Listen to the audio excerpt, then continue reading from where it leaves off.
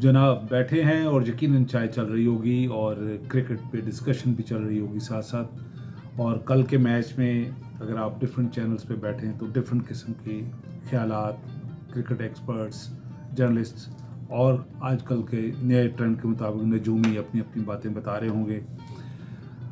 और देखा जाए तो ये एक हाइप क्रिएट हो रही है और इस हाइप का फ़ायदा ये होगा कि कल के मैच का आपको अभी से लुत्फ़ आना शुरू हो गया है।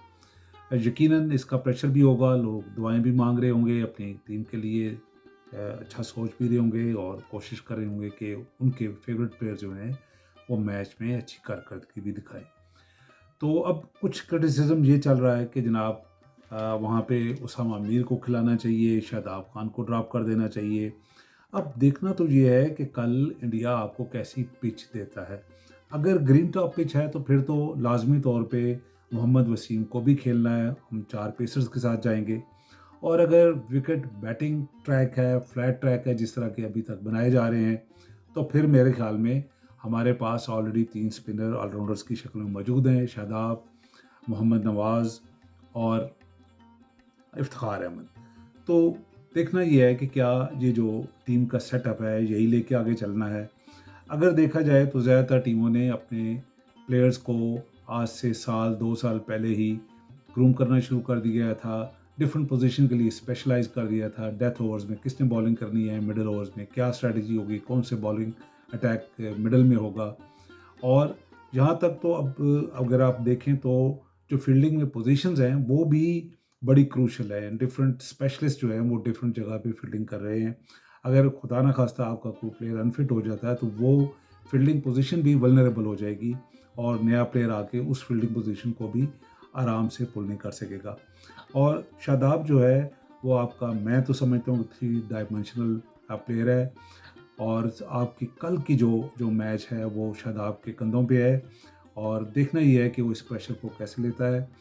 फील्डिंग में उसने 100% देना है, फील्डिंग में उसमें कोई शक नहीं है, लेकिन देखना ये है कि कल उसकी तरफ जो कैचेस आते हैं, जो रन आउट के चांसेस मिलते हैं, वो उनको कैसे अवेल करता है। और साथ में ये देखना है कि ऊपर के जो ओवर्स हैं उसमें आप शाहीन के ऊपर डिपेंड कर रहे हैं, हसन अली के ऊपर डिपेंड कर रहे हैं, वो दोनों कैसे परफॉर्म करते हैं और किस्मत भी उनको कैसा साथ देती है। बाज़ औक़ात आप सारा दिन बैट्समैन को बीट कर रहे होते हैं लेकिन एज नहीं ले सकते और बाज़ औक़ात बुरी गेंद पे भी आउट कर लेते हैं। तो ये तो वो मैच के एनालिसिस हैं जो हम अभी से कर रहे हैं। कल देखना ये है, मैं बार बार ये कहता हूँ कि जो प्रेशर को हैंडल करेगा वही प्लेयर चैम्पियन बन के, इम्पैक्ट प्लेयर बन के सामने आएगा। और ठीक है कि जो जो एशवन है उसका रिकॉर्ड जो है हमारे स्पिनर से अच्छा है। जो रोहित शर्मा, विराट कोहली, केएल राहुल, ये जो प्लेयर हैं ये पेपर पे हमें बहुत बड़े नज़र आ रहे हैं, हकीकत में भी ये बड़े प्लेयर्स हैं।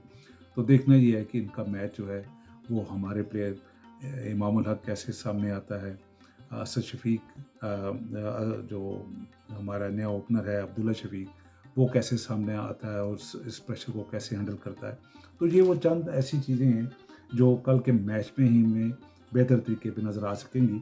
लेकिन उम्मीद यही है कि एक अच्छा मैच होगा और जिस टीम ने भी चांसेस को ग्रैब किया, अपने चांसेस पे पूरे उतरे, वो मैच में विनर होंगे।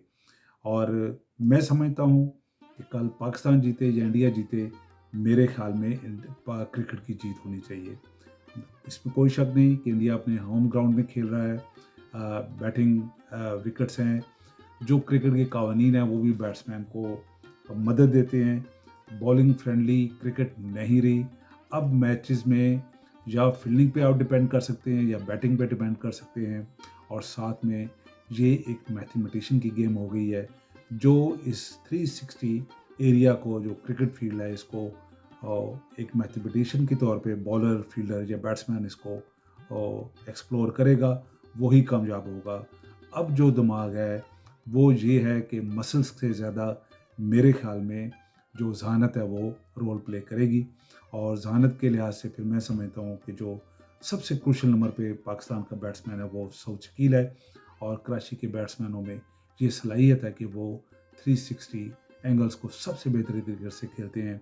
इसकी मिसाल आपको मोहम्मद रिजवान पहले दे चुके हैं। और मेरे ख्याल में कल के मैच में फिर आपके दो इम्पोर्टेंट प्लेयर जो हैं वो मोहम्मद शफीक और محمد رضوان اور سعود شکیل ہیں، اور دیکھنا یہ ہے کہ کل وہ پریشر کو کیسے ابزارو کرتے ہیں اور اپنی ٹیم کو کیسے لے کے چلتے ہیں۔ اب پھر ہم واپس آ جاتے ہیں کرمنالوجی کی طرف۔ وعدہ یہی ہے کہ ہم ساتھ ساتھ کرمنالوجی بھی بات کیا کریں گے۔ تو کل جو پہلا پروگرام تھا اس میں ہم نے بات کی تھی کہ کرائم، اس کے کانسیکوینسز اور کنٹرول آف کرائم جو ہے وہ کرمنالوجی ہے۔ تو اب جو بھی ہم نے سمجھنی ہے بات کرمنالوجی کیا ہے، اس کا سب بنیادی جو ایلیمنٹ ہے وہ کرائم ہے، اور کرائم کو دیکھنا یہ ہے کہ کرائم اٹ سیلف کیا ہے۔ میں نے تھوڑا سا آپ کو ایک جس دی تھی کہ کرائم کو ڈیفائن کون کرتا ہے، سوسائٹی ڈیفائن کرتی ہے۔ سوسائٹی میں وہ کون لوگ ہیں جو کرائم کو ڈیفائن کرتے ہیں۔ وقت کے ساتھ ساتھ ہر چیز چینج ہوئی ہے۔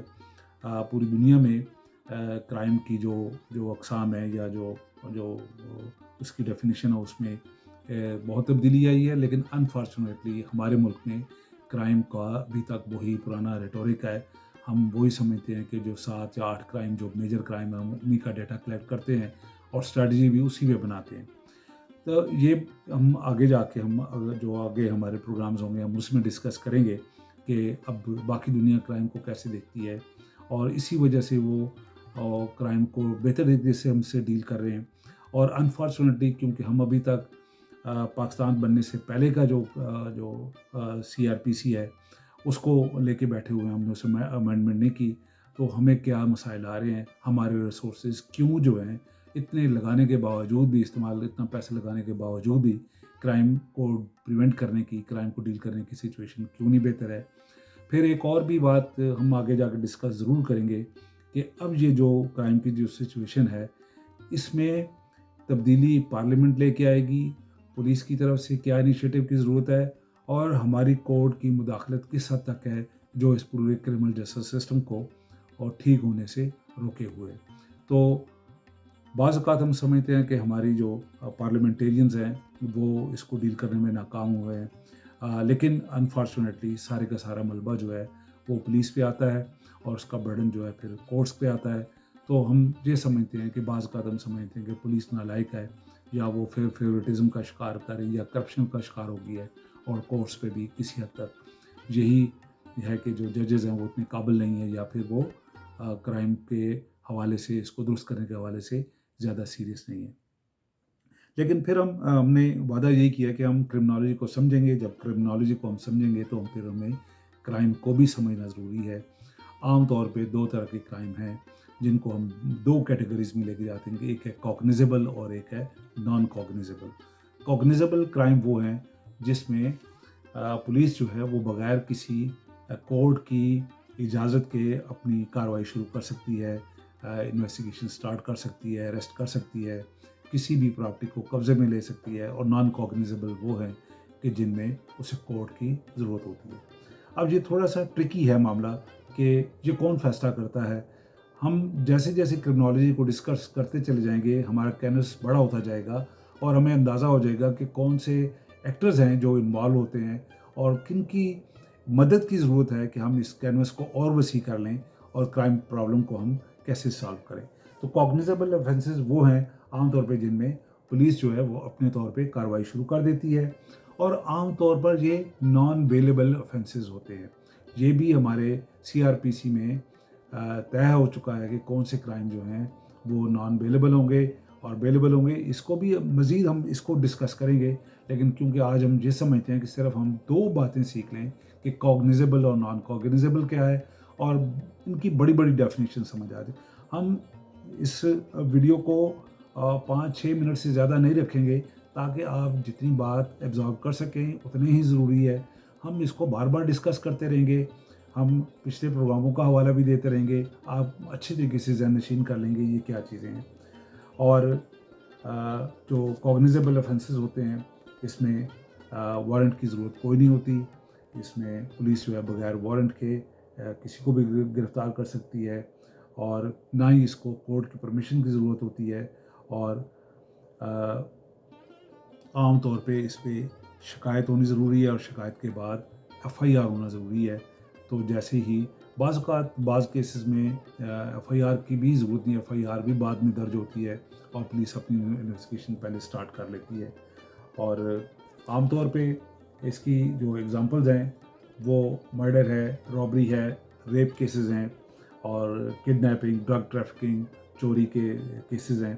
اور جو نان کوگنیزیبل آفینسز ہیں وہ عام طور پہ پولیس جو ہے وہ اپنے طور پہ نان کوگنیزیبل آفینسز میں پولیس جو ہے کسی بھی شخص کو گرفتار نہیں کر سکتی جب تک کہ اس کو کورٹ کی اجازت نہ ہو جائے. تو عام طور پہ یہ بیلیبل آفینسز بھی ہوتے ہیں اور اس میں کسی وارنٹ کی بھی ضرورت کوئی نہیں ہوتی.